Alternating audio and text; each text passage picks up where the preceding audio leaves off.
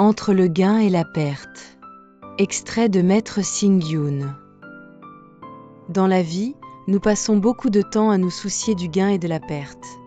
Nous sommes heureux lorsque nous gagnons et tristes lorsque nous perdons. Ainsi, une grande partie de notre existence se déroule entre la joie du gain et la résignation de la perte. La vie ressemble à un jeu de hasard. Gagner nous rend heureux, perdre nous déçoit, c'est humain. Comme on dit, certains rient, d'autres pleurent. Mais comme l'a dit Laozi, le malheur porte en lui le germe du bonheur, et le bonheur dissimule le malheur. Quand tout va bien, nous semons parfois sans le savoir les graines de la chute, par orgueil ou négligence. À l'inverse, les épreuves peuvent, si nous gardons un cœur compatissant et juste, devenir des occasions précieuses pour progresser, ce que le bouddhisme appelle l'adversité bénéfique. Il existe une histoire dans le Huainanzi. Un vieil homme à la frontière, connu comme l'ancien du fort, élevait des chevaux.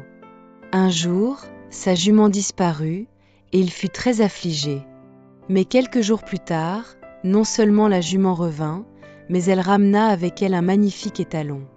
Le vieil homme se réjouit alors d'avoir perdu pour mieux retrouver.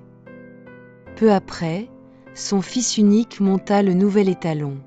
Ne connaissant pas bien son tempérament, il fut désarçonné et se brisa la jambe. La joie se changea en tristesse. Mais peu de temps après, la guerre éclata, et tous les jeunes valides furent appelés au front, beaucoup périrent. Le fils du vieil homme, blessé, ne fut pas enrôlé et conserva la vie sauve. Ainsi, ce qui semblait être une perte se révéla être une bénédiction cachée. Dans toute vie, il faut s'attendre à rencontrer des vents contraires, à vivre des hauts et des bas. Mais si nous savons voir, dans la perte, une autre forme de gain, alors nous comprendrons qu'il n'est pas nécessaire de tant s'attacher au résultat.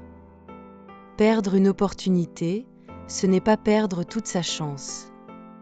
Tant que nous avançons avec effort et ouverture, de nouvelles possibilités se présenteront à nous. Il n'existe pas de gain ou de perte absolue. Souvent, tout repose sur une seule pensée, accepter ou refuser, s'attacher ou lâcher prise. Parfois, nous luttons pour posséder un titre, une chose, une idée, mais cela ne garantit pas la réussite. Et ce que nous possédons déjà, si nous savons le partager au bon moment, ne sera pas nécessairement perdu. Quant à moi, je ne m'attache ni à ce que je gagne, ni à ce que je perds. Tout dans ce monde obéit à ses propres causes et conditions. Il n'est nul besoin d'envier autrui.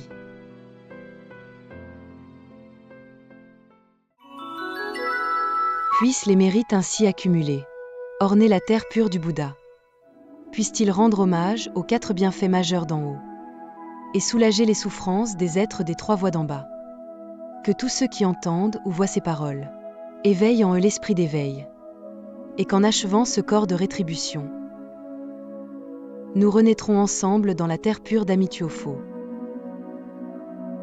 Veuillez cliquer sur le bouton d'abonnement pour que nous puissions partager ensemble un moment de sérénité.